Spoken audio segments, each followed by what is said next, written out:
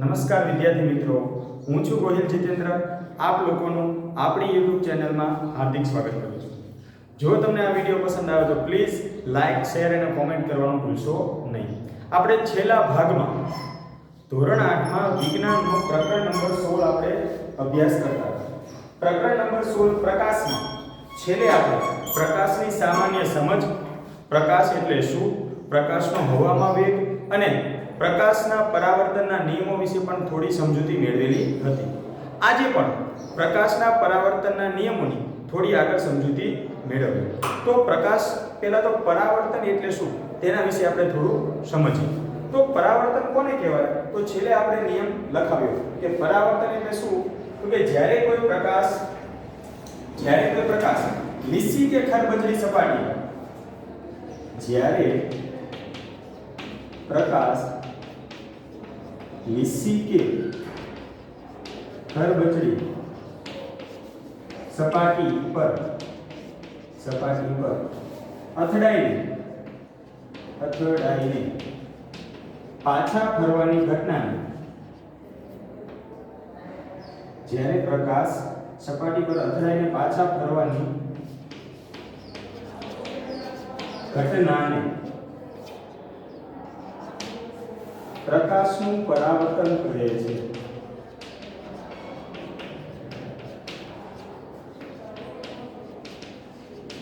તો પ્રકાશનું પરાવર્તન કોને કહેવાય? તો કે જ્યારે કોઈ પ્રકાશ લીસી કે ખરબચડી સપાટી પર અથડાઈને જે પાછો ફરે એ ઘટનાને પરાવર્તન કહેવાય.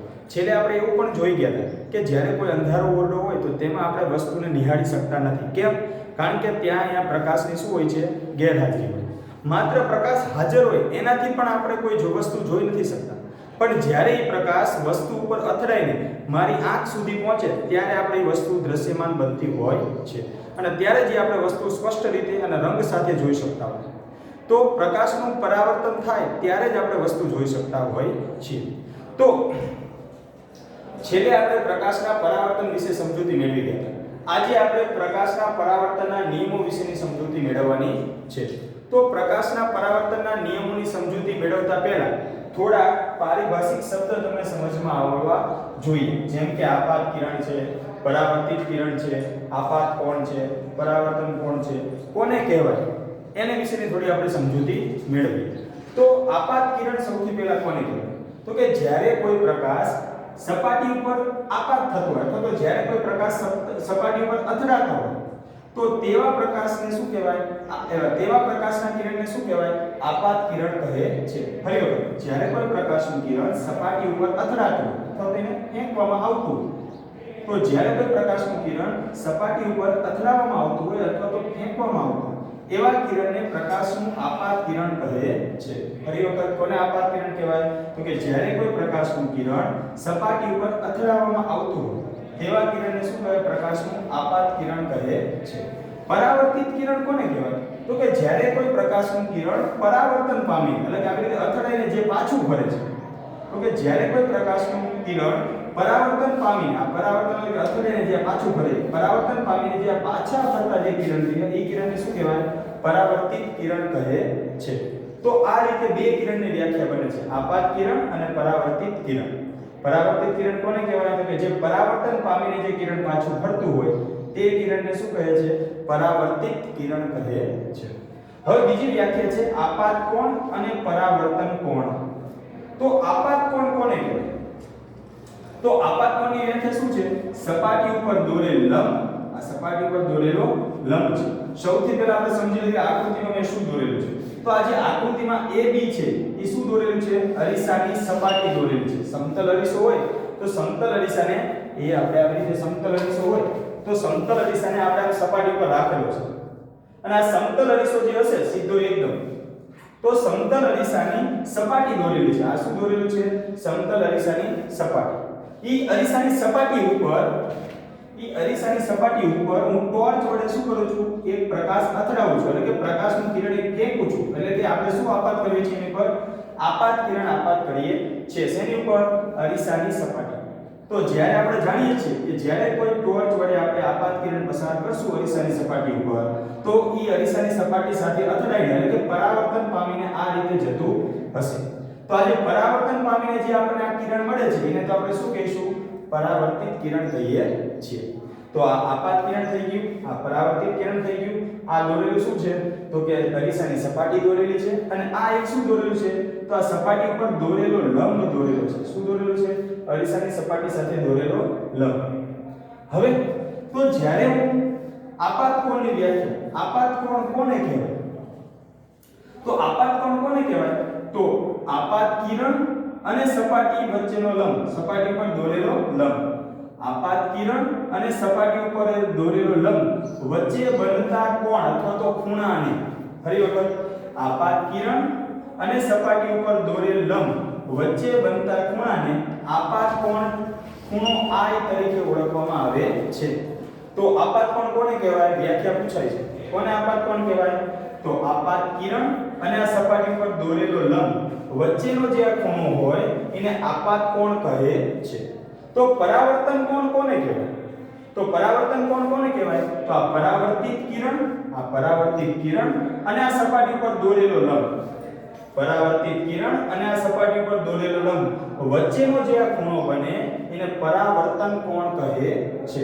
જેને ખૂણો R વડે દર્શાવે અને આને ખૂણા I વડે દર્શાવે. ફરી વખત કોને કહીશું આપાત કોણ અને પરાવર્તન કોણ? તો આપાત કિરણ અને સપાટી ઉપર દોરેલ લંબ વચ્ચેના ખૂણાને આપાત કોણ કહીશું અને પરાવર્તન કોણ કોને કહીશું?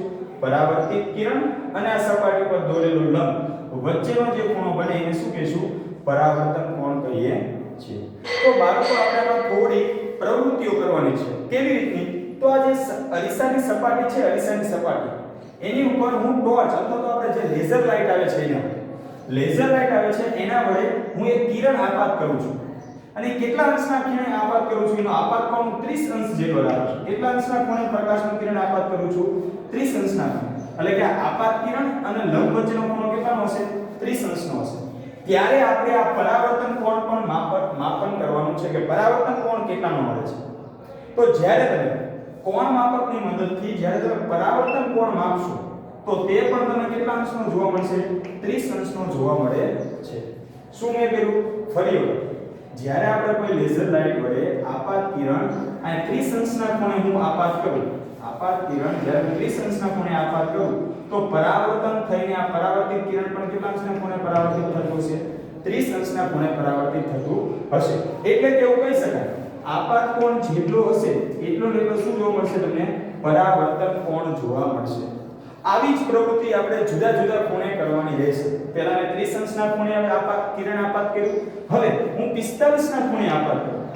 આ આપાત કિરણ રહ્યું, હવે હું 45 અંશના ખૂણે આપાત કરું. એટલે કે આ લંબ સાથે કેટલા અંશનો આપાત કિરણ ખૂણો બનાવતું છે? 45. અને ત્યારે હું આ જ પરાવર્તન કોણનું માપન કરીશ કે કેટલા અંશનો ખૂણો પરાવર્તિત થશે. આ પરાવર્તિત કિરણ કેટલા અંશના ખૂણે પરાવર્તિત થશે, એટલે કે લંબ સાથે કેટલાનો ખૂણો બનાવશે તે આપણે માપન કરવાનું છે. તો જ્યારે તમે તે માપન કરશો તો તે પણ કેટલા અંશનો ખૂણો જોવા મળતો હશે? 45 અંશનો ખૂણો જોવા મળતો હશે. એટલે કે જ્યારે આપાત કોણ આપણે 45 અંશ રાખ્યો ત્યારે આપણને પરાવર્તન કોણ પણ કેટલા અંશનો મળે છે?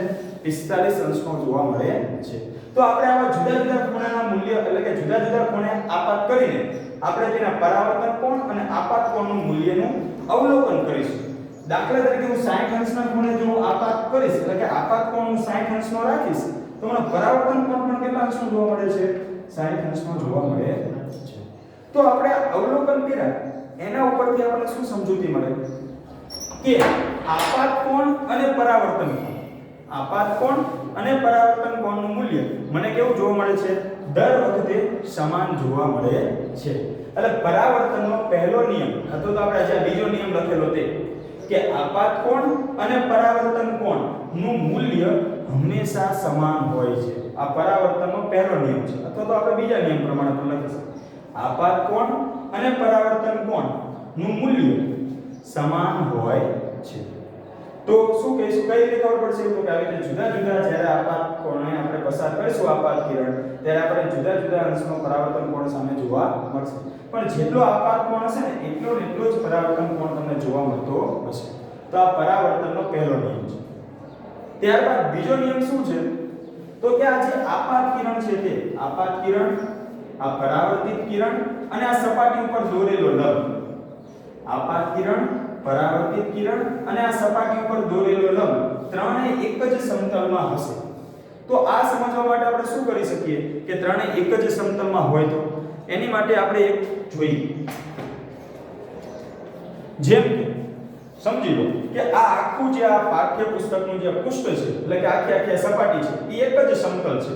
તો આમાં હું શું કરીશ, આમાં સમજી લો કે અહીંયા આપણે આ અરીસાની સપાટી રાખેલ છે. આ અરીસાની સપાટી છે.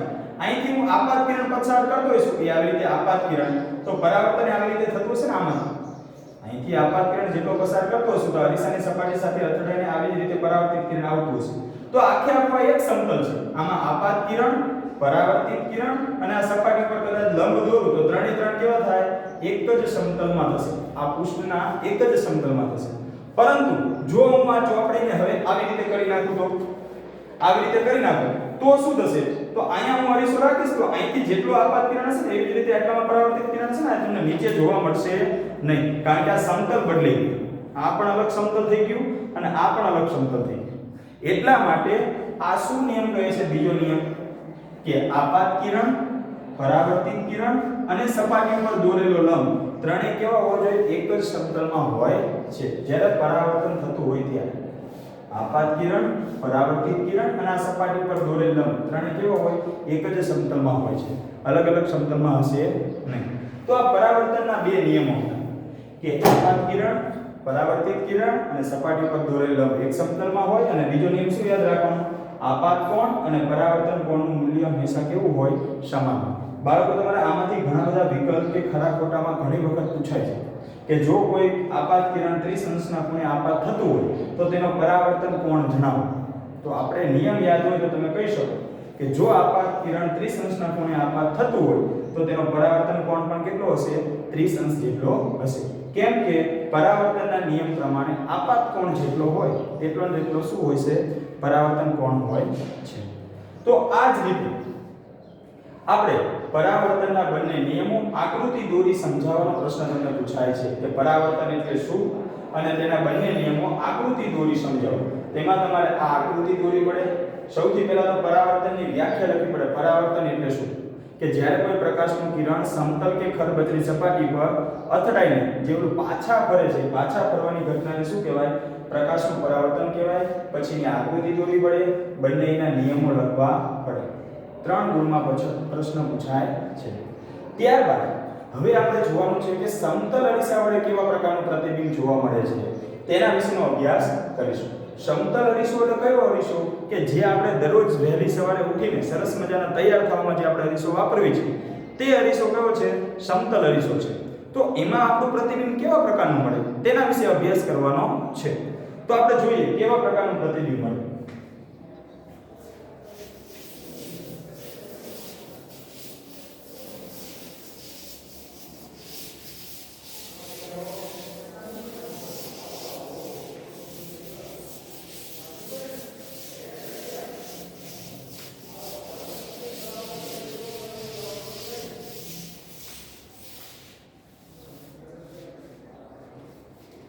તો હવે આપણે સમજવાનું છે સમતલ અરીસા વડે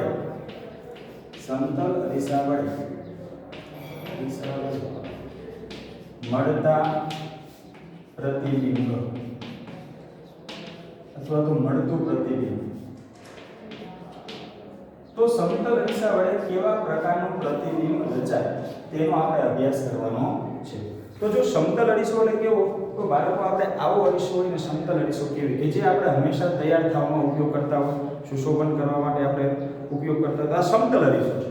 તો આ સમતલ અરીસા વડે કેવું પ્રતિબિંબ રચાય તેનો આપણે અભ્યાસ અહીંયા કરવાનો છે. તો સમતલ અરીસા વડે આ સમજી લો કે અહીંયા હું સમતલ અરીસો દોરું છું. આ A B આ સમતલ અરીસો છે. આવી રીતે રાખ્યો છે. આ A B શું છે? સમતલ અરીસો છે. તો આ A B સમતલ અરીસો છે. તેની સામે કોઈ એક વસ્તુ રહેલી છે. સમજી લો કે પેન્સિલ. સરસ મજાની આવી પેન્સિલ રહેલી છે. બરોબર? પેન્સિલનું નામ આપણે લખી નાખીએ પેન્સિલ.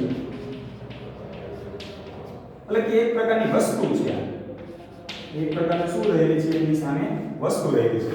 જ્યારે કોઈ સમતલ અરીસા સામે વસ્તુ રહેલી હોય ત્યારે કેવા પ્રકારનું વસ્તુનું પ્રતિબિંબ મળે તેના વિશે આપણે અભ્યાસ કરવાનો છે. તો સૌથી પહેલા એ જાણીએ કે જ્યારે કોઈ સમતલ અરીસાની સામે કોઈ વસ્તુ પડેલી હોય તો એ વસ્તુનું પ્રતિબિંબ અરીસામાં કેવું જોવા મળે. દાખલા તરીકે આપણે તૈયાર થતા હોય ત્યારે આપણું પ્રતિબિંબ એમાં કેવો જોવા મળતું હોય. દાખલા તરીકે મારું માથું ઓળતું હોય તો મારું મસ્તક ઉપર જ જોવા મળે છે. ઉલટું પ્રતિબિંબમાં જોવા મળતું નથી કે ભાઈ માં ઊભો હોય મારું મસ્તક ઊંધું જોવા મળે એવું બનતું નથી. તો સમતલ અરીસામાં કેવું પ્રતિબિંબ રચાય તો કે જે રીતે તમે સામે ઊભા રહો તો આપણું જ આબેહૂબ પ્રતિબિંબ એમાં જોવા મળતું હોય છે. લાગે કે કોઈ સામે જ કોઈ વ્યક્તિ ઊભો હોય એવું લાગે.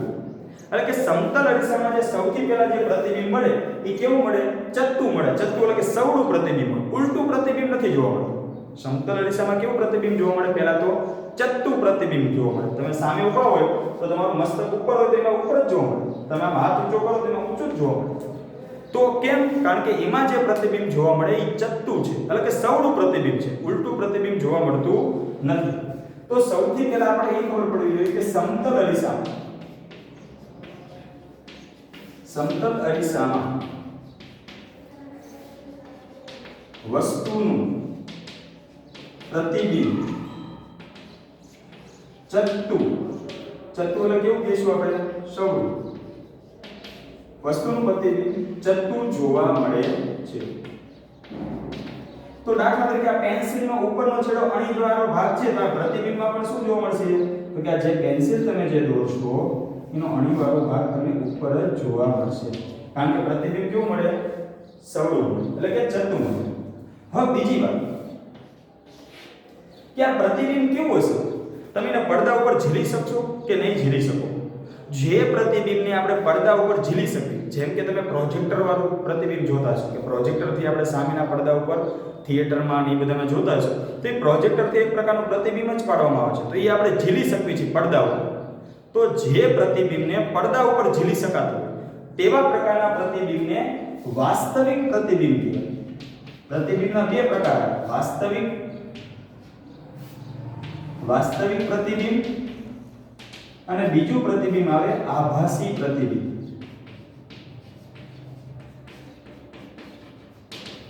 પ્રતિબિંબના કેટલા પ્રકાર છે? બે પ્રકારના પ્રતિબિંબ જોવા મળે: વાસ્તવિક પ્રતિબિંબ અને આભાસી પ્રતિબિંબ.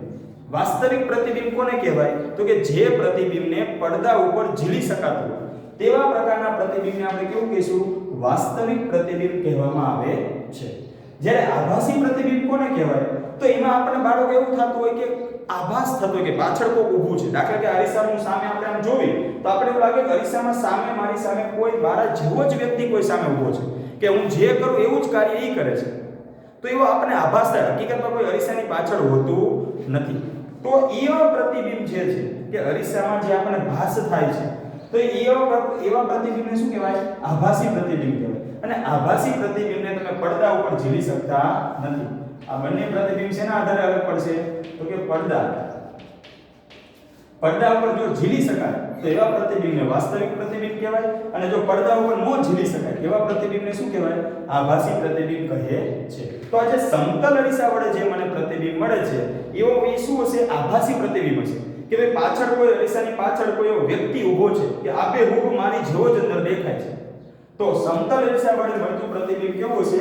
આભાસી હશે. અને હંમેશા ચત્તુ પ્રતિબિંબ જે હોય એ હંમેશા આભાસી જ હોય અને ઉલટું પ્રતિબિંબ હોય એ હંમેશા વાસ્તવિક જોવા મળે છે. તો આપણે અહીં શું લખશું? સમતલ અરીસા વડે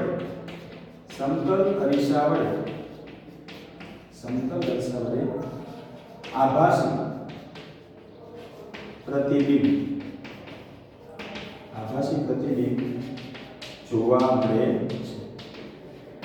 તો સમતલ અરીસા વડે પહેલા તો ચત્તુ પ્રતિબિંબ રચાય સવળું. બીજું શું હશે? તો કે સમતલ અરીસા વડે જે રચાતું પ્રતિબિંબ કેવું હશે? આભાસી હશે. હજી એમાં શું જોવા મળશે? પ્રતિબિંબની બીજી શું લાક્ષણિકતા હશે? તો કે સમતલ અરીસામાં જે પ્રતિબિંબ જોવા મળતું હશે, દાખલા તરીકે સમજી લો કે આ સમતલ અરીસો છે. આ સમતલ અરીસો અહીંયા રાખેલો છે. આ અરીસાથી આ આપણે આ પેન્સિલ લઈ એ 10 સેન્ટીમીટર કે વધી 20 સેન્ટીમીટર અંતરે દૂર પડેલી છે. એ આ અરીસાથી આ પેન્સિલ જે રહી એ 20 સેન્ટીમીટર અંતરે દૂર પડેલી છે. સમજી લો અરીસાથી આ પેન્સિલ કેટલા સેન્ટીમીટર અંતરે દૂર પડેલી છે? 20 સેન્ટીમીટર અંતરે દૂર પડેલી છે. તો આ અરીસાથી જે આ વસ્તુ જેટલા અંતરે દૂર પડેલી છે એ અંતરને વસ્તુ અંતર કહેવાય. વસ્તુ અંતર કોને કહેવાય? તો કે અરીસાથી વસ્તુ સુધીનું અંતર. અરીસાથી વસ્તુ સુધીનું અંતર એને શું કહેવાય? વસ્તુ અંતર કહેવાય. તો અત્યારે અરીસાથી વસ્તુ કેટલી દૂર પડેલી છે? તો કે 20 સેન્ટીમીટર જેટલી દૂર પડેલી છે. એટલે કે અત્યારે આપણને વસ્તુ અંતર કેટલું આપેલું છે? 20 સેન્ટીમીટર. તો એનું પ્રતિબિંબ કેટલું મળશે? કારણ કે આપણે આમાં જોવી છે તો આપણું પ્રતિબિંબ અંદર રચાય જ છે ને. તો એ પ્રતિબિંબ અરીસાથી કેટલું અંતર દૂર હશે એ સમજવું હોય તો આપણે સમજી લો ભાઈ સમતલ અરીસાથી 20 સેન્ટીમીટર આ પેન્સિલ દૂર પડેલી છે તો એનું અંદર પ્રતિબિંબ પણ કેટલું દૂર મળતું હશે? તો કે 20 સેન્ટીમીટર જેટલું જ દૂર મળતું હશે. એનું પ્રતિબિંબ પર અરીસાની અંદર કેટલું સેન્ટીમીટર દૂર મળતું હશે? જેટલું વસ્તુ અંતર હશે એટલું જ અંદર પ્રતિબિંબ દૂર મળતું હશે. તો અરીસાથી આ પ્રતિબિંબ અહીંયા રચાણું. આ અરીસાથી પ્રતિબિંબ સુધીનો જે અંતર હોય એને પ્રતિબિંબ અંતર કહેવાય છે. અરીસાથી પ્રતિબિંબ સુધીના અંતરને શું કહેવાય? પ્રતિબિંબ અંતર કહે છે. તો સમતલ અરીસામાં વસ્તુ અંતર અને પ્રતિબિંબ અંતર સરખા હોય છે. તો પ્રશ્ન પૂછાય કે એક સમતલ અરીસાથી વસ્તુ 15 સેન્ટીમીટર દૂર રહેલી છે. એક અરીસાથી વસ્તુ 15 સેન્ટીમીટર દૂર રહેલી છે. તેનું પ્રતિબિંબ અંતર કેટલું હશે? તો જેટલું વસ્તુ અંતર હોય એટલું ને એટલું શું હોય? હંમેશા પ્રતિબિંબ અંતર હોય છે. યાદ રાખજો. શું યાદ રાખવું બાળકો? તો કે જેટલું વસ્તુ અંતર હશે એટલું ને એટલું શું હોય? પ્રતિબિંબ અંતર હોય છે. તો આપણે એમ કીધું હોય કે અરીસાથી 15 સેન્ટીમીટર દૂર વસ્તુ રહેલી છે તેનું પ્રતિબિંબ અંતર પણ કેટલું થશે? 15 સેન્ટીમીટર જ થશે. તો ત્રીજો મુદ્દો શું લખશું? કે સમતલ અરીસામાં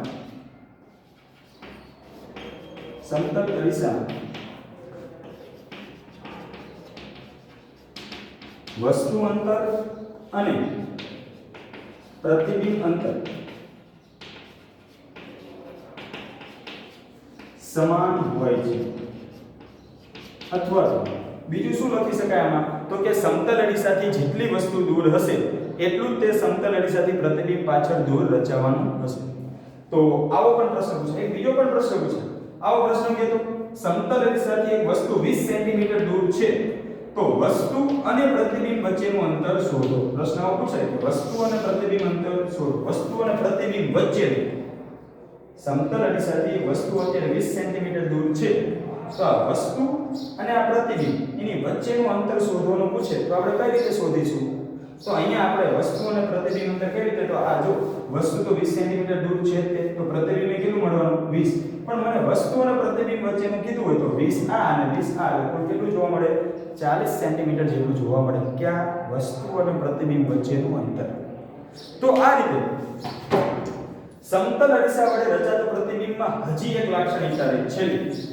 કઈ છે? તો કે સમતલ અરીસા વડે જેટલી વસ્તુ ઊંચાઈ હોય એટલી જ પ્રતિબિંબની પણ ઊંચાઈ હોય છે. એટલે કે સમજી લો કે આ વસ્તુ આ પેન્સિલ એ અત્યારે સમજી લો ભાઈ 10 સેન્ટીમીટરની છે.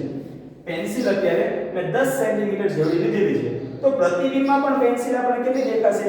10 જ સેન્ટીમીટરને દેખાશે. કે નહીં વધુ કે નહીં નાની એવી પેન્સિલ જોવા મળશે નહીં. જેટલું આપણું કદ હશે એટલું જ પ્રતિબિંબનું પણ કદ જોવા મળે છે. તો આપણે આમાં શું લખશું? ચોથી લાક્ષણિકતા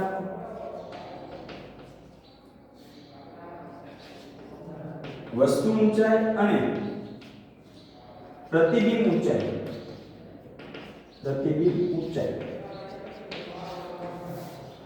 સમતલ અરીસામાં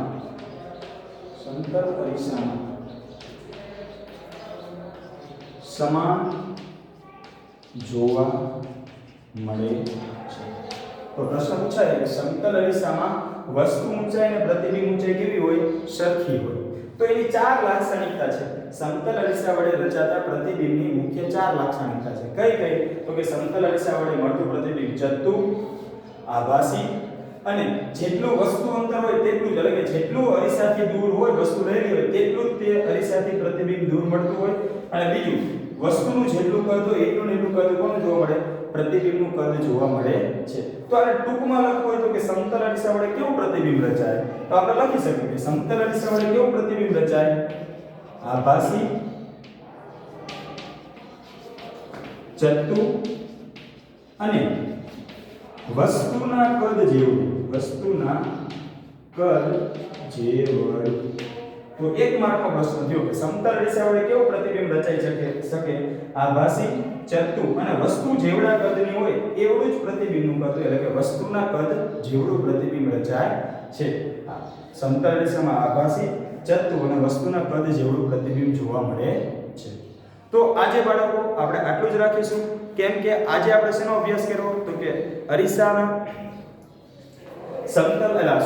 અરીસામાં જોવા મળતું પરાવર્તન અને પરાવર્તનના નિયમોનો અભ્યાસ કર્યો, અને ત્યારબાદ સમતલ અરીસામાં કેવા પ્રકારનું પ્રતિબિંબ જોવા મળે છે અને તેની લાક્ષણિકતાઓ, તેના વિશે આજે અભ્યાસ કરેલો છે. તમારે શું હોમવર્કમાં કરવાનું રહેશે? તો પહેલા તો ખાસ પરાવર્તન અને તેના નિયમો આકૃતિ દોરી સમજાવો તે પ્રશ્ન તૈયાર કરવાનો રહેશે, અને ત્યારબાદ સમતલ અરીસા વડે કેવા પ્રકારનું પ્રતિબિંબ રચાઈ શકે અને તેની લાક્ષણિકતાઓ તે તમારે તૈયાર કરવાની રહેશે. જો તમને આ વિડિયો પસંદ આવે તો પ્લીઝ લાઈક, શેર અને કોમેન્ટ કરવાનું ભૂલશો નહીં. જય હિન્દ, જય ભારત.